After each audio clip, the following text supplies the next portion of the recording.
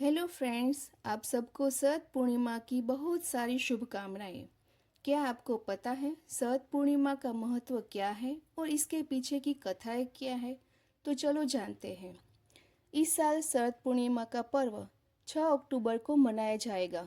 शरद पूर्णिमा की रात चंद्रमा की किरणें अमृत के समान होती है। यही कारण है कि इसे धार्मिक, आध्यात्मिक और स्वास्थ्य की दृष्टि से बेहद महत्वपूर्ण माना जाता है। खासकर बंगाली समाज में इस दिन लक्ष्मी पूजा का आयोजन भक्ति भाव के साथ किया जाता है। शरद पूर्णिमा को कोजागरी पूर्णिमा भी कहते हैं। कोजागरी का अर्थ है कौन जाग रहा है। मान्यता है कि इस रात माँ लक्ष्मी धरती पर भ्रमण करती है और देखती है कि कौन जागरण कर पूजा कर रहा है। जो भक्त जागरण कर माता लक्ष्मी और भगवान विष्णु की पूजा करते हैं, उनके घर में देवी प्रवेश करती है।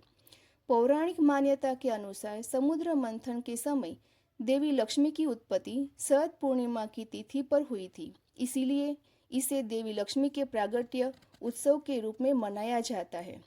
शरद पूर्णिमा की रात श्री कृष्ण ने अपनी बांसुरी से मधुर धुन बजाई थी, जिसे सुनकर सभी गोपियां अपने घर परिवार छोड़कर वृंदावन की ओर दौड़ी आई थी। इस रात चंद्रमा अपनी 16 कलाओं से पूर्ण होती है और उनकी चांदनी अमृत समान मानी जाती है। कहा जाता है भगवान शिव भी इस महारास में भाग लेने के लिए एक गोपी का रूप धारण करके आए थे, जिसे आज गोपेश्वर के नाम से जाना जाता है। ऐसा माना जाता है कि शरद पूर्णिमा की चांदनी में औषधीय गुण होते हैं। कई परिवार चांदनी के लाभकारी गुणों को अवशोषित करने के लिए अपना दूध पोवा बाहर ही छोड़ देते हैं।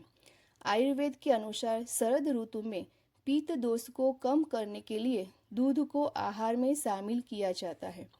शरद पूर्णिमा की रात खीर बनाना और उसे खुले आकाश में चंद्रमा की रोशनी में रखना एक प्राचीन परंपरा है।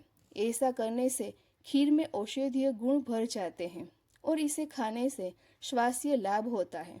माना जाता है कि खीर का सेवन अगले दिन सुबह स्नान आदि के बाद करने से स्वास्थ्य, शक्ति और ऊर्जा बढ़ती है। खासकर सांस की बीमारियों और अन्य रोगों में इसका सेवन फायदेमंद माना जाता है। मेरे इस वीडियो को अच्छा लगा हो तो आप लाइक कीजिए, मेरी चैनल को सब्सक्राइब कीजिए और कमेंट में जय श्री कृष्ण जरूर लिखिए। जय श्री कृष्ण। Thank you.